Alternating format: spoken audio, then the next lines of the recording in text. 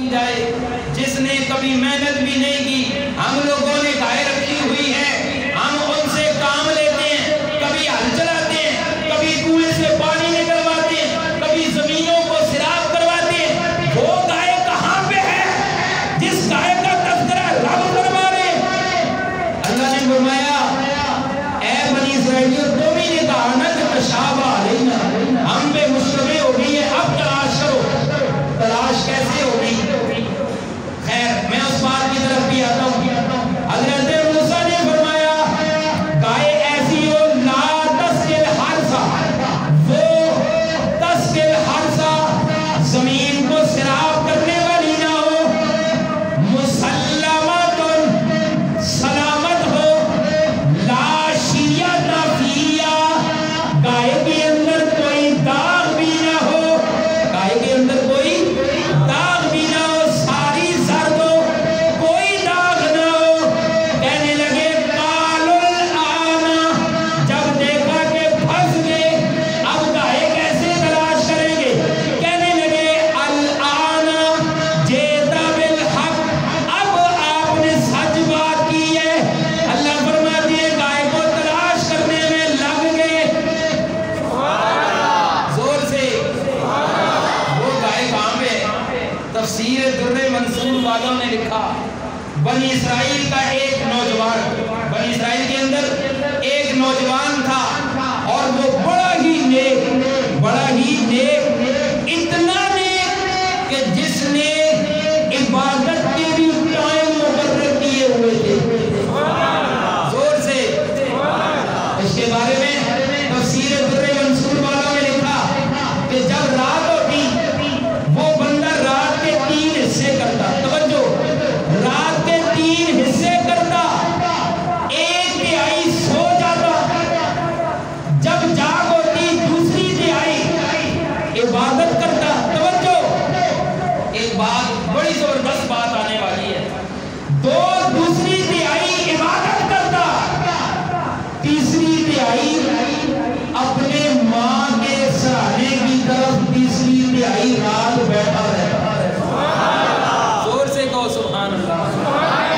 اشارہ کر دیا سوتے بھی ہو تم، رب کی عبادت کو عبادت بھی سمجھتے ہو، لیکن ماں کی خدمت، ماں کے سرانے بیٹھ جانا یہ بھی اللہ کے ہاں عبادت سے کم نہیں۔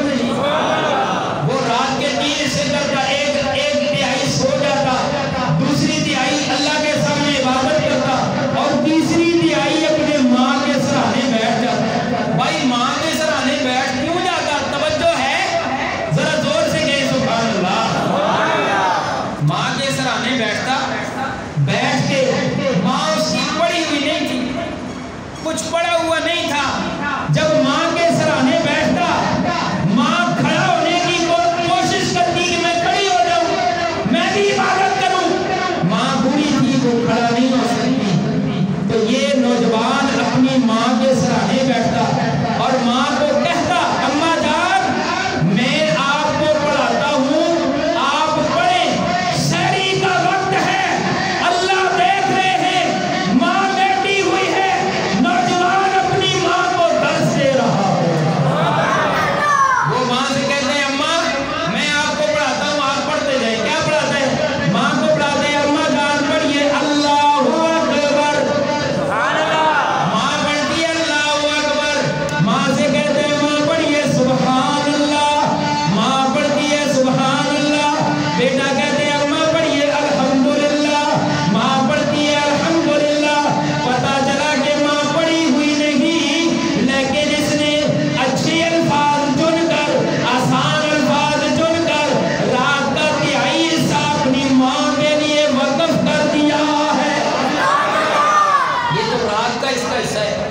جب صبح ہوتی، صبح اٹھ کر ماں سے سلام کر کے ماں سے نکلتا، تفسیر در منصور والوں نے لکھا ہے یہ چلا جاتا ہے لکڑیاں اکٹھی کر کے ان کی گٹھ باندھ کر اپنی پیٹھ پہ ڈالتا ہے، پیٹھ پہ ڈال کر پھر گھر آتا ہے، ماں کے سامنے سے گزر کر ماں پسینہ نکلتا ہوا دیکھتی ہے اور ماں الحمدللہ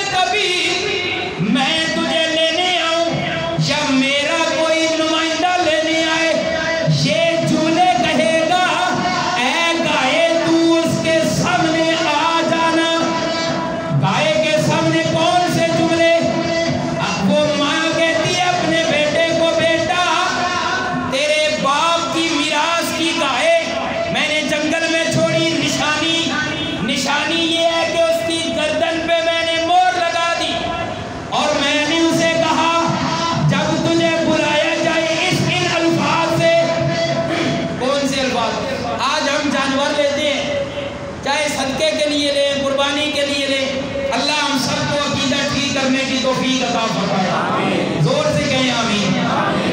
हम लेते हैं तो हम कहते हैं फलां बाबे के नाम, फलां दरबार के नाम।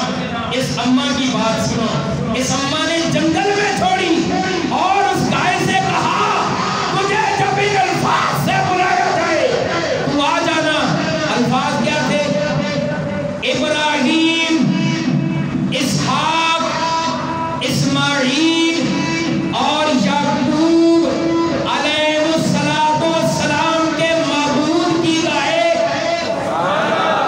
इसकी गाय अंबिया का नाम लिया ना, हजरत इब्राहीम, हजरत इस्माईल, हजरत इसहाक और हजरत याकूब अलैहिस्सलाम। इन अंबिया का नाम लेकर फरमाया जब तुझे ये आवाज आए, तेरे कानों में ये आवाज पड़े, आ जाना।